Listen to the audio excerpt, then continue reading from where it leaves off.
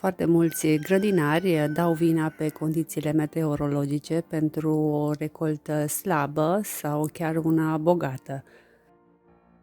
Am avut o recoltă foarte bună deoarece vremea a fost frumoasă și a plouat mult, sau am avut o recoltă slabă din cauza că a plouat prea mult. Ne realizăm de multe ori că tocmai plantarea însoțitoare, adică plantele care au fost plantate una lângă cealaltă, a dus la o recoltă bună sau la o recoltă slabă. Bineînțeles că și condițiile meteorologice pot influența, dar vremea nu se schimbă atât de mult de la un an la altul, dar este diferită față de 10 ani, de acum 20 de ani, dar în mare parte vremea este la fel ca și anul trecut.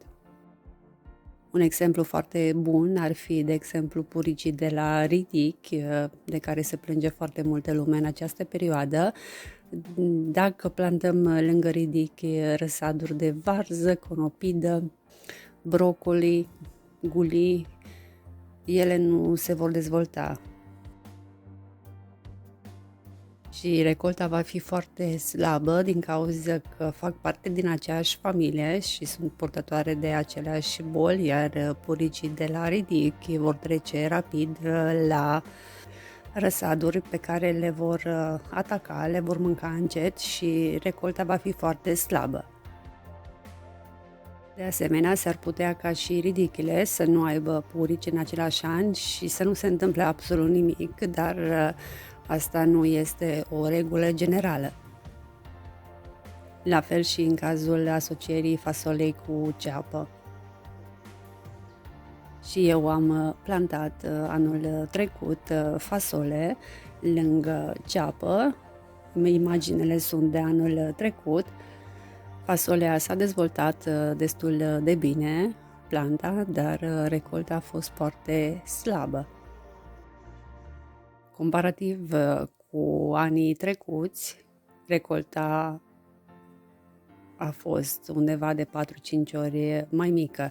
Da, s-a făcut, dar atâta timp cât nu scoatem un randament total foarte bun de pe o plantă, asta nu înseamnă că a fost o alegere bună.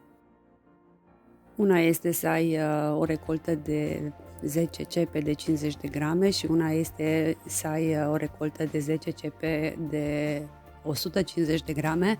Diferența este imensă.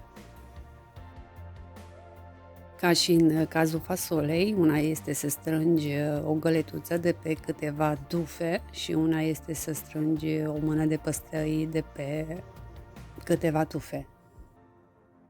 În cazul asocierii fasolei cu ceapa inhibă creșterea fasolei tinere și a răsadurilor de fasole prin emiterea de alicină, un gaz antibacterian care provoacă și lăcrimarea, care ucide bacteriile benefice de care fasolea are nevoie pentru a-și fixa azotul în sol.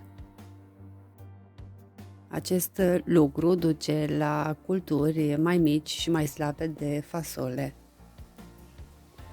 Dacă ceapa este atacată de larve sau suferă de putregai alb, acestea produc niveluri mai mari de aligină, iar ceapa poate opri creșterea timpurie a fasolei.